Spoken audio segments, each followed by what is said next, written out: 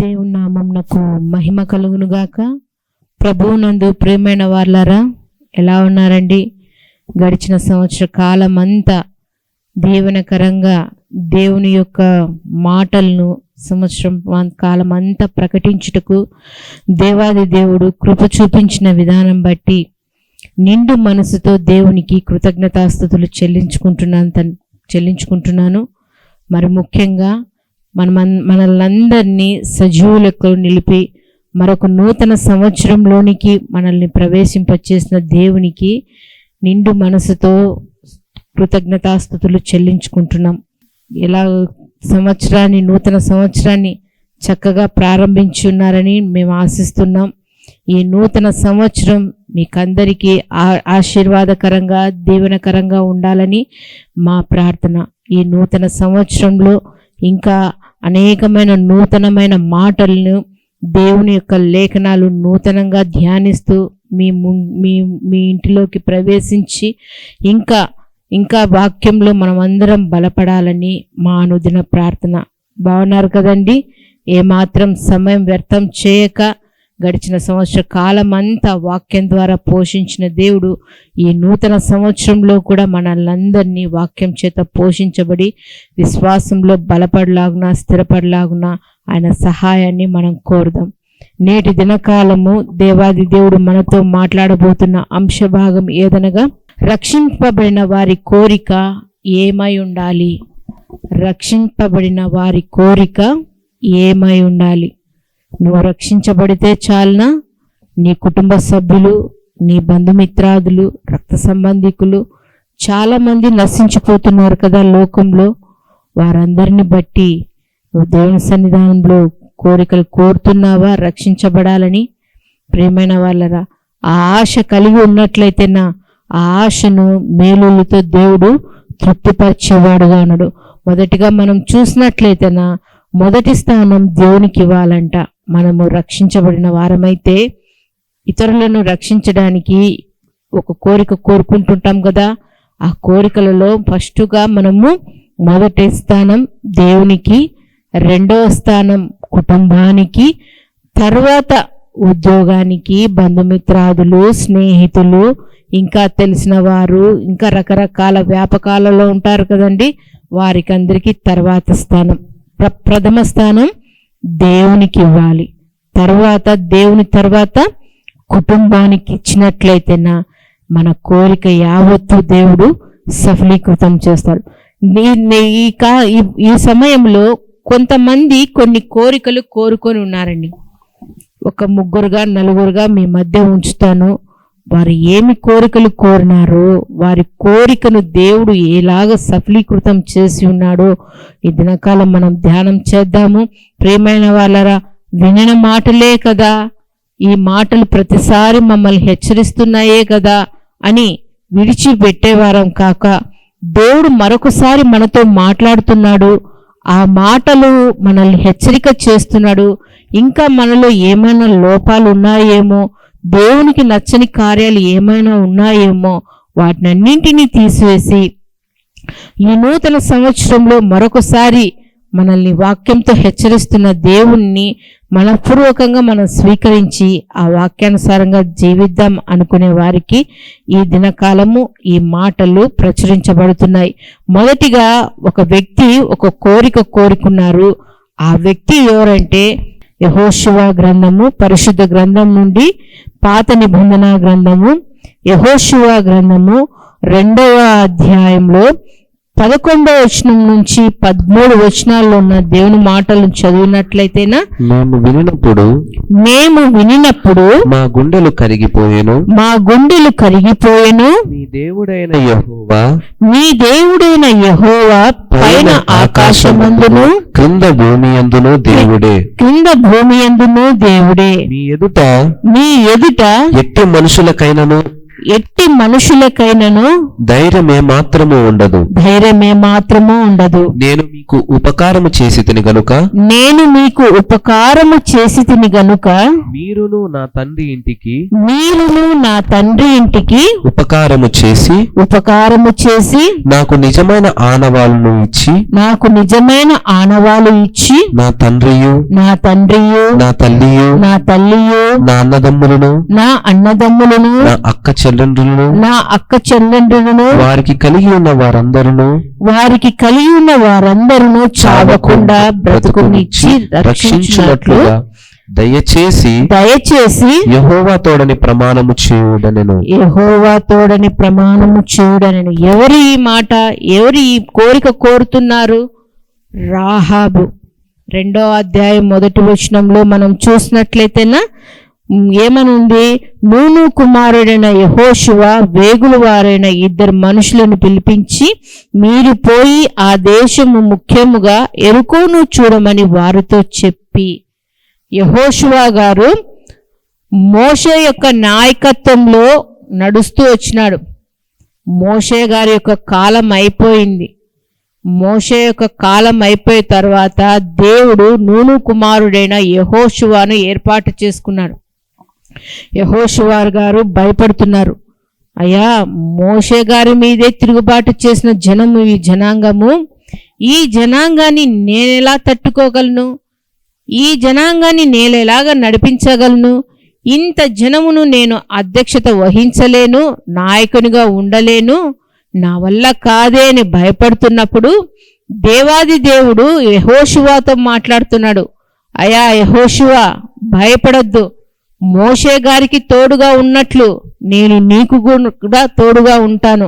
నువ్వు నిబ్బరము కలిగి ఉండు, ధైర్యంగా ఉండు, జడియేకుమో, ఇదిగో నేను నిన్ను నడిపిస్తాను అన్నప్పుడు ధైర్యం కలిగి నాయకత్వం వహించి ఆ జనాంగాన్ని, ఇశ్రాయేల్ జనాంగాన్ని కానాను ప్రాంతానికి ప్రయాణమై వెళ్తున్నప్పుడు అనేక పట్టణాలను జయించుకుంటూ వస్తున్నప్పుడు ఆ యెరికో పట్టణం కూడా ఒక పట్టణాన్ని స్వాధీనం చేసుకోవాలి. ఆ పట్టణాన్ని స్వాధీనం చేసుకోవడానికి 2 వేగుల వారిని పంపించినప్పుడు ఆ యెరికో పట్టణం యొక్క ప్రాకారం ఎలా ఉంది, అక్కడ నివసించే వారు ఎలా ఉన్నారు, ఆ రాజు యొక్క స్థితి ఏమిటి, వాళ్ళ బలహీనతలు ఏమిటి, మనం ప్రవేశించడానికి అనుకూలమైన మార్గాలు ఉన్నాయా లేవా అన్ని కనుక్కొని రండని 2 వేగుల వారిని పంపించినప్పుడు ఆ యెరికో ప్రాంతంలో పట్టణంలో ఒక హీనమైన జీవితాన్ని జీవిస్తున్న ఒక స్త్రీ ఉంది. ఆమె ఎవరు? రాహాబు. ఒక వేశ్య వృత్తిలో తన జీవితాన్ని కొనసాగిస్తున్న రాహాబు. ఆమె ఆ పట్టణానికి ఎవరు వచ్చినా కానీ ఆమె గృహాన్ని, ఆమె కుటుంబంలో కాలు పెడతారంట. అంటే అంత నీచమైన స్థితిలో జీవిస్తున్న ఆమె దగ్గరికి వెళ్తే ఆ పట్టణం యొక్క చరిత్ర అంతా ఆమెకు తెలిసే ఉంటుంది. ఎందుకంటే తన వృత్తి అలాంటిది.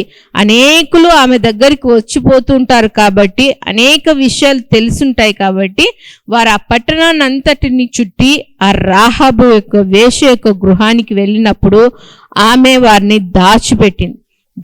ఎందుకంటే ఆ యెరికో పట్టణం యొక్క సైన్యాధిపతులు వచ్చినారు, వేగులు వారు వచ్చినారు కదా నీ దగ్గరికి, వారు ఎక్కడ అన్నప్పుడు వారు వెళ్ళిపోయారని అబద్ధం చెప్పి వారిని పంపించినప్పుడు ఆమె ఆ వేగులు వారిని బయటికి తీసి చెప్తున్న మాటలు, అయ్యా మీ దేవుడు నిజమైన దేవుడు. మనం 10వ వచనం కానుంచి చూస్తున్నప్పుడు మీ దేవుడు ఎర్ర సముద్రాన్ని 2 పాయలు చేసి ఆరిన నేల మీద మీ జనులను, మీ బిడ్డలను నడిపించినారు, వారిని పోషించినాడు, సంరక్షించినాడు, భద్రపరిచి కాపాడినాడు, వారికి ఆకలి దప్పులు లేకోకుండా చేసినాడు. మీ జనులు వెళ్తున్నప్పుడు ఎదురైన రాజుల యొక్క స్థితిగతులు నాకు తెలిసే ఉన్నాయి. అడిగి ఉండవచ్చు ఆ వేగుల వారు, అమ్మా ఇవన్నీ నీకు ఎలా తెలుసు? నువ్వు పట్టణ ప్రాకారం పైన లాస్ట్లో ఉన్నావు కదా, మేము వస్తున్న రాక నీకు తెలియదు కదా, ఎన్ని పట్టణాలు మేము జయించామో నీకు తెలియ కదా అని వాళ్ళు ప్రశ్న వేసిండొచ్చు. అప్పుడు ఆమె జవాబు ఎలా ఉంటుందంటే, ఇదిగో నా దగ్గరికి చాలా మంది వస్తూ పోతుంటారు కదా, వాళ్ళు వచ్చినప్పుడు వాళ్ళు చెప్పే మాటలు నేను విని నా హృదయంలో పదిలపరుచుకున్నాడండి. మాకు తెలుసు, ఈ యెరికో పట్టణం ఉన్న జనులు అందరికీ తెలుసు, ఎలాగైనా మీ దేవుడు ఈ పట్టణాన్ని స్వాధీనం చేసుకుంటాడు, ఈ పట్టణాన్ని నామరూపాలు లేకోకుండా చేస్తాడు, అందరినీ ఇది చేసేస్తాడు అని అందరూ భయం కలిగింది జనులకు. కాబట్టి ఈ పట్టణం మీరు స్వాధీనం చేసుకుంటారు. అయ్యా, నాదొక చిన్న మనవి అని 13వ వచనం కానుంచింది. ఆమె కోరిక చెప్తుంది, నేను మిమ్మల్ని ఎలాగా ఆ సైన్యాధిపతుల నుంచి రక్షించినానో అదే రీతిగా నా కుటుంబాన్ని కూడా మీరు రక్షించగలరా?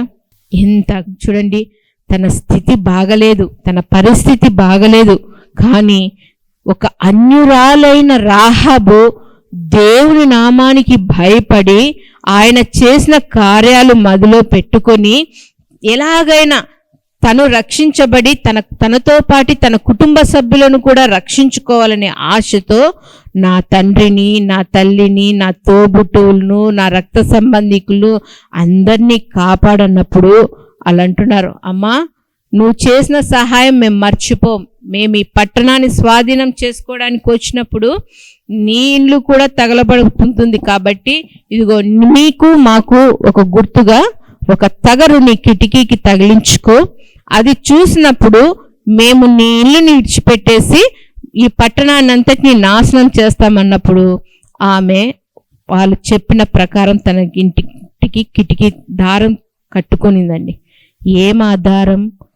రక్షణ అనే దారం, ప్రభువారి యొక్క రక్తము.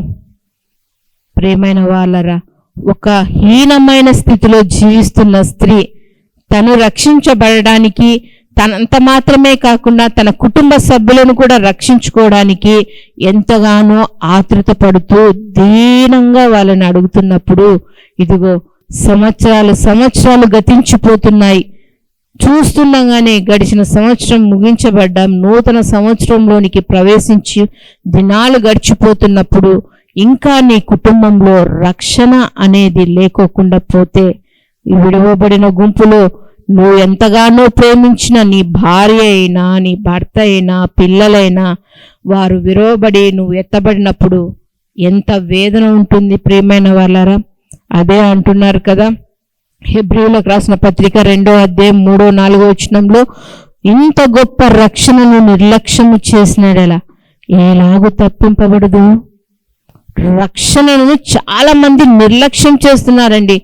ఒక అన్యురాలికి తెలుసు తను రక్షించబడింది, వారు ఎలాగైనా నన్ను రక్షిస్తారు, నా కుటుంబాన్ని కూడా రక్షిస్తారు, మేమందరము దేవుని సన్నిధానంలో ఉంటాము అని ఆమె గంభీరంగా ఒక నిర్ణయానికి తీసుకున్నప్పుడు ఎన్నో సంవత్సరముల నుండి దేవుని వాక్యాన్ని ధ్యానిస్తూ, మందిరాలలో దేవుని మాటలు చదువుకుంటూ, సేవకులు చెప్పే మాటలు వింటూ, ఇంకా రక్షణ అనుభవం లేకోకుండా, రక్షణను గురించి ఆలోచన లేకోకుండా జీవితాలు గతించిపోతున్నాయండి.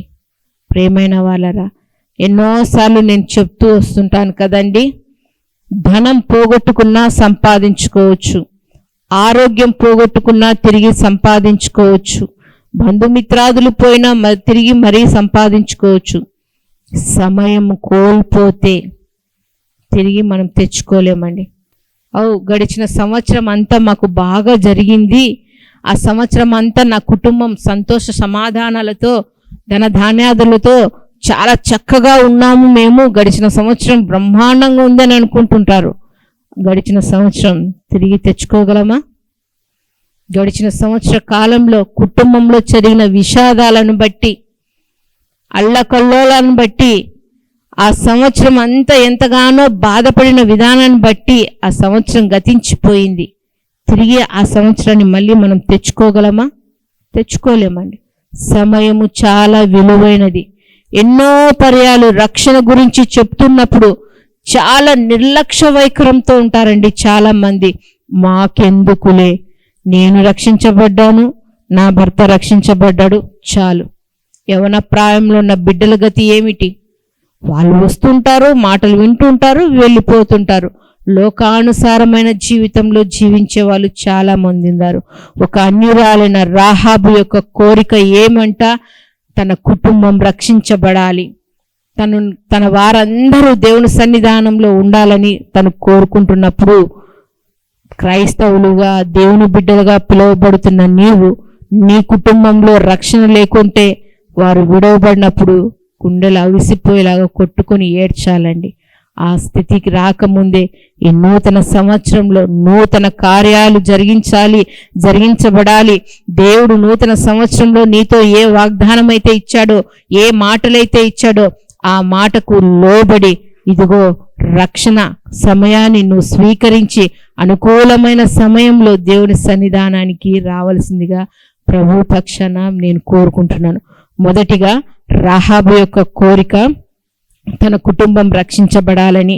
రెండవదిగా చూసినట్లయితే సమూయేలు 2వ గ్రంథము 7వ అధ్యాయము 28, 29 వచనాల్లో ఉన్న దేవుని మాటలను చదువుదామండి. 7వ అధ్యాయం. యెహోవా నా ప్రభువా మేలు దయచేయుదునని నీవు నీ దాసుడునైన నాకు సెలవిచ్చున్నావే. నీవు దేవుడవు గనుక నీ మాట సత్యము. దయచేసి నీ దాసుడనైన నా కుటుంబము నిమిత్తము నీ సన్నిధి ఉండునట్లుగా దానిని ఆశీర్వదించుము. యెహోవా నా ప్రభువా నీవు సెలవిచ్చి ఉన్నావు. నీ ఆశీర్వాదము నుండి నా కుటుంబము నిత్యము ఆశీర్వదించబడును గాక. ఆమేన్. ఎంత గొప్ప మాట అండి. మనసుకు ఎంతో ఉల్లాసంగా సంతోషభరితమైన మాట ఏదంటేనా, నీ ఆశీర్వాదము నుండి నా కుటుంబము నిత్యము ఆశీర్వదించబడును గాక. దేవుని ఆశీర్వాదము మన కుటుంబాలపైన ఉంటే మనకు కొరత కొదువ ఏమి ఉండదండి. ఈ మాటలు పలుకుతున్న వారు దావీదు గారు. ఎంత దేవుడంటే అంత పిచ్చి ప్రేమ కలిగిన దావీదు ప్రతి నిత్యము దేవుని సన్నిధానంలో గోజాడుకునేవాడు, పాటల ద్వారా దేవుని ఘనపరిచేవాడు, ప్రతి విషయమందు దేవుని పైన ఆధారపడేవాడు. దావీదు తను చేసిన తప్పిదాన్ని బట్టి దేవుని సన్నిధానంలో పశ్చాత్తాపము పడి దేవుని కనికరాన్ని పొందుకొని ఆయనకు ఒక ఆలోచన వచ్చింది. దావీదు గారికి, గొర్రెల దొడ్డిలో పడుకుంటున్న నన్ను తీసుకుని వచ్చి ఈ గొప్ప నగరంలోకి నన్ను నిలవబెట్టాడు. నన్ను ఉన్నతమైన స్థితిలోకి నిలవబెట్టిన దేవునికి నేనేమి ఇవ్వగలను? అయ్యో, నేనైతే మెత్తటి పరుపుల పైన పడుకుంటున్నాను, ఎంతో హుందాగా జీవిస్తున్నాను. నా దేవుని యొక్క గుడారం, ఆ దేవుని యొక్క స్థానము ఆ గుడారాలలో ఉంది, అక్కడక్కడక్కడ ఉంది. ఆయనకు ఒక స్థిరమైన నివాసం నేను ఏర్పాటు చేయాలి, ఒక మందిరం కట్టాలనే ఆశ దావీదు గారికి ఉన్నప్పుడు, ఆ దావీదు గారి యొక్క ఆశ దేవుడు గ్రహించి ప్రవక్త ద్వారా తెలియజేస్తున్నాడు. అయ్యా, నీ ఆశ బాగుంది, నీ కోరిక బాగుంది, కానీ నీ చేతులు రక్తంతో నిండుకొని ఉన్నాయి కాబట్టి నువ్వు అనేకమైన యుద్ధములు చేసి నీ చేత రక్తం ఒలికి ఉంది కాబట్టి నీ ద్వారా నేను మందిరాన్ని కట్టించుకోను, నాకు నివాసాన్ని నేను ఏర్పాటు చేసుకోను. ఇదిగో నీ కడుపును పుట్టిన సంతానం ద్వారా, ఆయన ద్వారా నేను మందిరం కట్టించుకుంటాను, ఆయనకు నేను తండ్రినే ఉంటాడు, అతడు నాకు కుమారుడే ఉంటాడు అని సెలవిచ్చినప్పుడు ఆ మాటను బట్టి దావీదు గారు ఎంతగానో, మనం అంటాం కదండి, ఆనందంతో కూడిన దుఃఖమా, దుఃఖంతో కూడిన ఆనందమో తెలియదు, కానీ రెండు కలిసిపోయి అంత మహారాజు దేవుని సన్నిధానానికి వచ్చి దేవుని సన్నిధానంలో కింద కూర్చొని ఈ మాట పలుకుతున్నాడండి. అయ్యా, నా కుటుంబాన్ని నువ్వు ఎప్పుడు మర్చిపోలేదయ్యా, నా చేయి నువ్వు ఎప్పుడు ఇడ్చిపెట్టలేదయ్యా, నా చేయి ఇడ్చిపెట్టనని సెలవిచ్చి తిరిగి నా వంశంలో ఉన్న వారిని అందరినీ ఒక్కరినైనా వారి చేయి పట్టుకొని ఉంటాను, నీ కుటుంబాన్ని నేను ఎప్పుడు విడిచిపెట్టను, నీ కుటుంబాన్ని ఎప్పుడు నేను ఆశీర్వాదకరంగా ఉంచుతానని గొప్ప వాగ్దానం ఇచ్చినావు తండ్రి అని కన్నీటితో దేవుని సన్నిధానంలో మొరలిడుతున్నాడండి.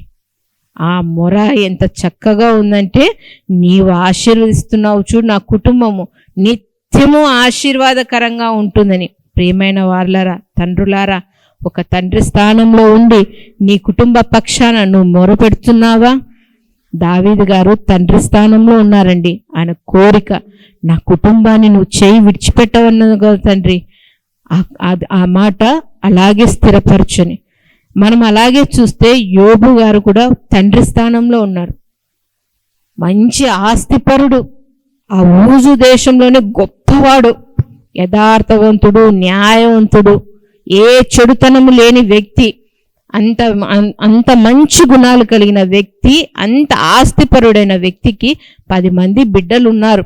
10 మంది బిడ్డలు మా ఆస్తిని చూసి మాకింత ఐశ్వర్యం ఉంది, మాకిన్ని పశువులు ఉన్నాయి, మేము లగ్జరీగా ఉన్నాము అని ఎక్కడైనా దేవుణ్ణి మర్చిపోతున్నారేమో, ఎక్కడైనా దేవుని దూషిస్తున్నారేమో, దేవుణ్ణి చేయి విడిచిపెడుతున్నారో ఏమో అని అరుణోదయమే లేచి బిడ్డల పక్షాన దహన బలి అర్పిస్తున్నాడు. దహన బలి అనగా ప్రార్థన.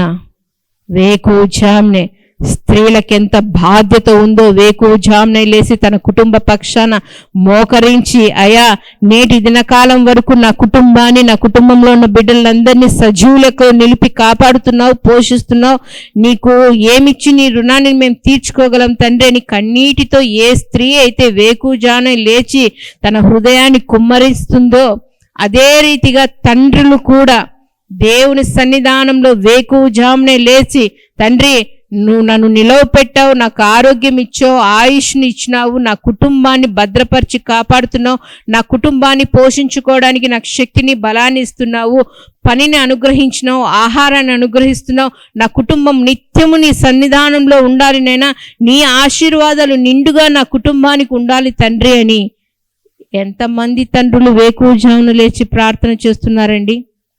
మేము చూస్తూ ఉంటామండి. ఆదివారం మాత్రమే పురుషులు సొగానికి ఉంటారు.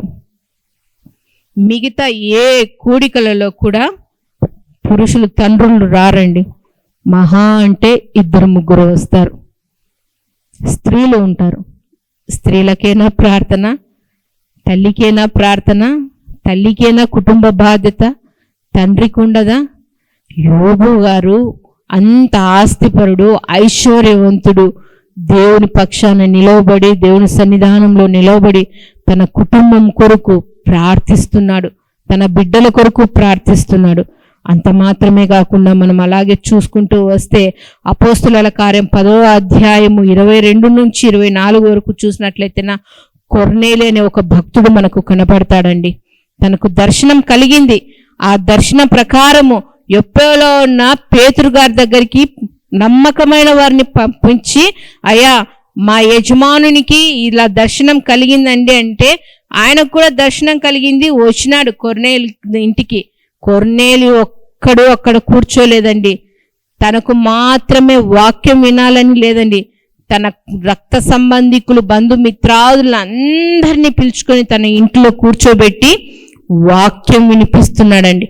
రక్షణ గూర్చిన మాటలు వినిపిస్తున్నప్పుడు కొర్నేలి తన మనసును మార్చుకొని బాప్తీసం తీసుకొని రక్షించబడ్డాడు. అంత మాత్రమే కాకోకుండా తన బంధువులను, స్నేహితులను, తనకు కలిగిన వారిని అందరినీ కూడా రక్షణలోనికి నడిపించినాడు. అదే అపోస్తుల కార్యంలో మనం లూదియాను కూడా గమనించగలం, సైన్యాధిపతిని కూడా గమనించగలము. వారందరూ అనుకూలమైన సమయంలోనే రక్షణ పొంది వారి కుటుంబాన్ని రక్షించుకోగలిగినారు. ఎందుకో ఈ నూతన సంవత్సరంలో మొదటిసారి దేవుడు రక్షణ గురించి మాట్లాడుతున్నాడు. ప్రియమైన వాళ్ళరా, ఇంకా రక్షణ లేకోకుండా జీవిస్తున్నారేమో, అనుకూల సమయంలోనికి రండి. తలలో ఉంచినట్లయితేనా ప్రార్థన చేసుకుందాం. మహాపరిశుద్ధుడు అయిన మా తండ్రి, నీ ఘనమైన నామమునకు స్తోత్రం నైనా. ఈ నూతన సంవత్సరంలో మొదటి సందేశముగా తండ్రి, ఇదిగో రక్షణ గురించిన మాటలను తండ్రి మీరు పలికించి ఉన్నారు నైనా. ఇంకా తండ్రి మీ ప్రేమ తెలియక, మీ త్యాగము తెలియక, మీరు మా పట్ల చేస్తున్న ప్రతి మేలును తెలుసుకొనక తండ్రి, లోకానుసారంగా జీవిస్తున్న ఆత్మలను హెచ్చరికలతో కూడిన మాటలను తండ్రి మీరు పలికించిన విధానం బట్టి స్తోత్రములు తండ్రి. ఎందరైతే ఈ మాటలు విని ఉన్నారో తండ్రి, అయినా ఈ నూతన సంవత్సరంలో వారు విని విడిచిపెట్టక తండ్రి, వారి హృదయంలో పదిలపరుచుకుని వారి కుటుంబ పక్షాన తండ్రి, ఇంకా వారి కుటుంబంలో ఎవరైనా నశించిపోతున్నట్లయితే వారికి మాటలను తెలియచేసి ఇదే రక్షణ దినము, అనుకూలమైన సమయము అని వారు గ్రహించి మారు మనసు పొందుకొని మీ సన్నిధానంలో నిత్యము తండ్రి నిలుచులాగా సహాయం చేయమని ప్రార్థిస్తున్నాం నాయన. ఒక అన్యురాలు తండ్రి రాహాబు తండ్రి తన కుటుంబాన్ని రక్షించుకోవాలి, తను రక్షించబడింది, నేను కూడా నా కుటుంబం కూడా రక్షించబడాలని ఆశతో ఆ వేగుల వారిని అడిగింది తండ్రి.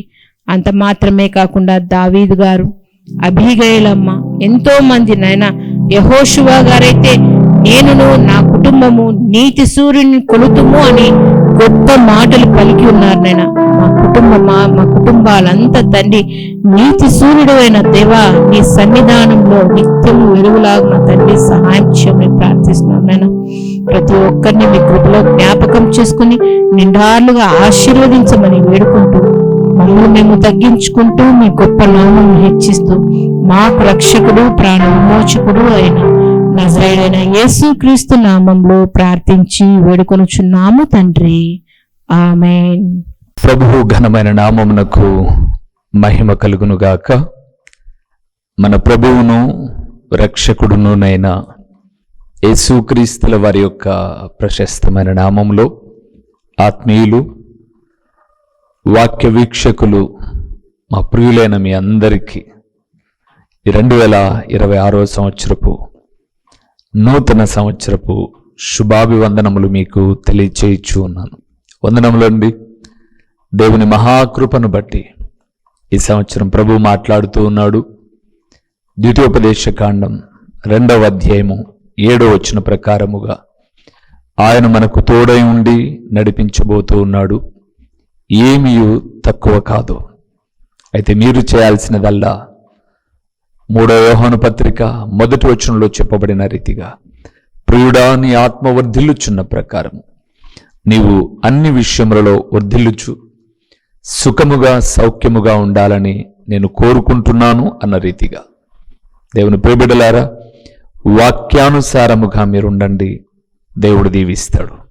ఇదేనా సేవకుడు ఒక 6 నెలలు ఈ టీవీ పరిచర్య ద్వారా కొందరికైనా దేవుని సత్యవాక్యాన్ని ప్రకటిద్దాం అని ఆశపడినప్పుడు దేవుడు ఆశ కలిగిన ప్రాణాన్ని తృప్తిపరిచి ఎందరో పిల్లలను ఆయన లేవనెత్తి సహకారులుగా 6 నెలలు అనుకున్న ఈ పరిచర్య 6 సంవత్సరాలు నిరంతరంగా కొనసాగడానికి ప్రభు సహాయం చేశాడు. ఎంత మంచివారండి వాక్య వీక్షకులైన మీరు. ఏ రోజు కూడా గూగుల్ పే కానీ, ఫోన్పే కానీ, లేదా క్యూఆర్ కోడ్ కానీ, అకౌంట్ నెంబర్ కానీ ఇలాంటివి ఎప్పుడూ మెన్షన్ చేయకపోయినా పరిచర్య భారభరితమైనది అని గ్రహించి నన్ను ప్రేమించే తల్లులు, తండ్రులు, నా ప్రియ సహోదరి సహోదరులు భారభరితమైన ఈ పరిచర్యలో మీ గుప్పిలిని విప్పుతూ వచ్చారు. చిన్న చిన్న అర్పణలు మీకు భారం కాదు, కానీ మాకు పరిచర్యలో మాత్రం మా భారము తేలిక చేయడానికి ఉపయోగపడుతూ వచ్చాయి. ప్రియులారా, ఈ సంవత్సరం కూడా సువార్త ప్రకటనలో మా వంతుగా మేము ప్రయాసపడతాం. వాక్య ప్రకటన కొరకు మీ వంతుగా మీ ప్రార్థనా సహకారం అందిస్తూ మీ ప్రార్థనా విషయాలు కూడా మాకు తెలియచేయండి. ఎప్పటికప్పుడు మీ కొరకు ప్రార్థిస్తూ నిండు మనస్సుతో దేవుని వాక్యాన్ని ప్రకటిస్తూ మేము ముందుకు వెళ్తాం. మరొకసారి నన్ను ప్రేమిస్తూ దేవుని వాక్యాన్ని ఎంతగానో అభిమానిస్తున్నా దేవుని ప్రియబిడ్డలైన మీ అందరికీ కూడా ఈ సంవత్సరం దీవెనకరంగా ఆశీర్వాదకరంగా ఉండాలని నిండు మనస్సుతో కోరుకుంటూ మీ కొరకు ఎల్లప్పుడూ ప్రార్థించే వాక్య సేవకులు, దైవజనులు ఓ రూబేన్ గారు. శుభవందనములు మీ అందరికీ. మా చిరునామా దైవజనులు బ్రదర్ ఓ రూబేన్ గారు, క్రీస్తు ప్రార్థనా మందిరం, డోర్ నెంబర్ 1-386, నగరిగుట్ట, పులివెందుల, కడప జిల్లా. మీ ప్రార్థనా అవసరాల కొరకై సెల్ నంబర్ 9989067409.